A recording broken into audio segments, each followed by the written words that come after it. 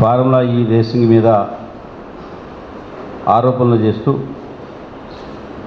అప్పటి పురపాలక శాఖ మంత్రులు కేటీఆర్ గారి పైన పెట్టిన అక్రమ కేసుల్ని వెంటనే ఉపసంహరించుకోవాలని చెప్పి బీఆర్ఎస్ పార్టీ ఖమ్మం జిల్లా కమిటీ తరఫున రాష్ట్ర ప్రభుత్వాన్ని డిమాండ్ చేస్తున్నాం. హైదరాబాద్ నగరం యొక్క కీర్తిని పెంపొందించేందుకు, తెలంగాణ యొక్క ప్రతిష్టను పెంచేందుకు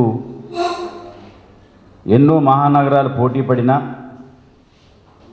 ఈ ఫార్ములా రేసింగ్ కోసం హైదరాబాద్ నగరానికి తీసుకొచ్చిన గొప్ప ఘనత అప్పటి పురపాలక శాఖ మంత్రులు కేటీఆర్ గారి పైన ఉన్నది.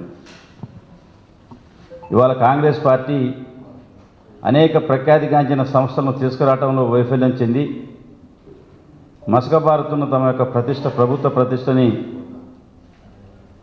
సైడ్ ట్రాక్ చేస్తూ ఇవాళ డైవర్షన్ పాలిటిక్స్కి తెరలింపి తమ ప్రభుత్వ వైఫల్యాల మీద ప్రజల్లో చర్చ జరగకుండా ఏదో ఒక అంశాన్ని ముందుకు తీసుకొని వచ్చి ఇవాళ ఈ అక్రమ కేసు పెట్టి యావత్ ప్రజల్ని అటువైపు మళ్లించే విధంగా ఈ రాష్ట్ర ప్రభుత్వం చూస్తున్నది. వాస్తవం ఒక బాధ్యత కలిగిన ప్రభుత్వం శాసనసభ సమావేశాలు జరుగుతుంటే అందులో చర్చించాల్సిన బాధ్యత ఈ ప్రభుత్వానికి ఉంది. కేటీఆర్ గారు కూడా నేను డిమాండ్ చేశాడు. 4 గోడల మధ్య కాదు, 4 కోట్ల తెలంగాణ ప్రజలకు తెలిసేందుకు శాసనసభ సమావేశాల్లో ఈ ఫార్ములా రేసింగ్ మీద మీరు చర్చకు పెట్టండి అని చెప్పి వారు బేషరతుగా రాష్ట్ర ప్రభుత్వాన్ని డిమాండ్ చేయడం జరిగింది. మరి దాని మీద ఉలుకు పలుకు లేదు. అసెంబ్లీ సమావేశాలు జరుగుతుంటే ఆ సమావేశాల్లో చర్చకు పెట్టకుండా మరి ఈరోజు ఒక రాష్ట్ర మంత్రివర్గంలో రాష్ట్ర ప్రధానమైన అంశాల మీద చర్చ కాకుండా ఒక వ్యక్తి మీద ఏ రకంగా కేసు పెట్టాలనో చర్చించారంటే దీనిని బట్టే ఈ ప్రభుత్వం యొక్క దివాళాకోరుతనం ఏ రకంగా ఉందో అర్థమవుతున్నది. ఇవాళ ఈ ఫార్ములా రేసింగ్ వల్ల హైదరాబాద్ నగరానికి పెట్టుబడులు వచ్చి తద్వారా 4 సంవత్సరాలు జరిగితే ఎలక్ట్రానిక్ రంగంలో అనేక పరిశ్రమలు వచ్చేదానికోసం అవకాశం ఉంటే మరి ఈరోజు ఏ ప్రభుత్వమైనా కంటిన్యూ ప్రాసెస్. ప్రజలు తీర్పిచ్చిన తర్వాత కాంగ్రెస్ పార్టీ అధికారంలోకి వచ్చి గత ప్రభుత్వం చేపట్టిన ఒప్పందాలను తొంగలో దొక్కి ఈ ఫార్ములా రేసింగ్ కోసం మరి ఆ ఒప్పందాలను అమలు చేయకుండా ఇందులో ఏదో అవినీతి జరిగిందని చెప్పి ఏసీబీకి ఇచ్చారు. వాళ్ళ వాస్తవంగా ఒక ప్రభుత్వ రంగ బ్యాంకు, ఆ బ్యాంకులో ఇండియన్ ఓవర్సీస్ బ్యాంకు ద్వారా ఈ డబ్బుని ఫార్ములా రేసింగ్ సంస్థకు వెళ్ళటం జరిగింది. అంటే ఒక ప్రభుత్వ రంగ సంస్థకు ఆర్బీఐ నిబంధనలు తెలవదా? అంటే మీరు ఏ రకంగా తప్పుడు పద్ధతుల్లో ఈరోజు ఈ అంశాన్ని తెరపైకి తీసుకొని వచ్చి అవినీతి జరిగినట్టుగా మీరు ఆరోపణలు చేస్తున్నారో తెలంగాణ సమాజానికి సమాధానం చెప్పాల్సిన అవసరం ఉన్నది. ఇవాళ ఏసీబీ ఎప్పుడు రంగప్రవేశం చేస్తుంది?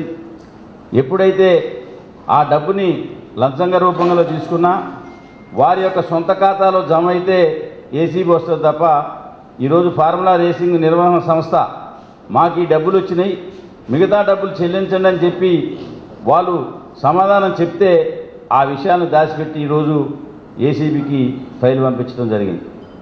అంటే ఇవాళ తెలంగాణ ప్రభుత్వం రాజకీయ ప్రత్యర్థులను అనగదొక్కటం, కుట్రపూరితంగా వేధింపు చర్యలకు పాల్పడటం, ఎవరైతే ఈ ప్రభుత్వాన్ని ప్రశ్నిస్తున్నారో వాళ్ళనే టార్గెట్ చేసి ఈరోజు ఈ ప్రభుత్వం డైవర్ట్ పాలిటిక్స్ తెరలేపింది.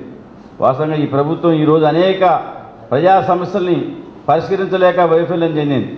రైతాంగానికి బోనస్ చెల్లించడంలో వైఫల్యం చెందింది, గ్యారెంటీల అమల్లో వైఫల్యం చెందింది.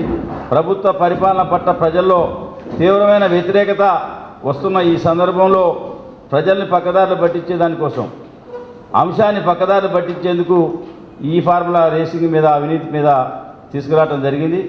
మరి మీ ప్రభుత్వానికి చిత్తశుద్ధి ఉంటే ఇవాళ అసెంబ్లీ సమావేశాలు పెట్టండి, లేకపోతే రేపెల్లుండినైనా పొడిగించి మీరు ఏ అంశాలనైతే అవినీతి జరిగిందని భావిస్తున్నారో మరి మీకు నిజంగా చిత్తశుద్ధి ఉంటే, మీరు నిజంగా ప్రజలకు వాస్తవాలు తెలియాలి చెప్పాలని కనుక బాధ్యత ఉంటే మీరు అది చెప్పాల్సిన బాధ్యత మీ ప్రభుత్వం పైన ఉంది. ఇవాళ అసెంబ్లీ సమావేశాల నిర్వహణ మీకు చేతగాట్లేదు. ఎన్ని రోజులు అసెంబ్లీ సమావేశాలు పెడతారో కూడా బీఏసీలో మీరు ఇప్పటివరకు చెప్పలేదు. ఏ అజెండా తీసుకుంటారో కూడా చెప్పలేదు. అంటే దీన్ని బట్టే మీ ప్రభుత్వ వైఫల్యం ఏ రకంగా ఉందో అర్థమవుతుంది. సహజంగా శాసనసభ సమావేశాలు జరుగుతుంటే ఇన్ని రోజుల పాటు జరుగుతుంటాయి. ఈ అంశాలని ఎజెండా రూపంలో చర్చకు తీసుకొస్తామని చెప్పి ఒక ఎజెండా ఇచ్చి ముందు రోజే సభ్యులకు సమాచారం ఇచ్చే సాంప్రదాయం ఉంటుంది.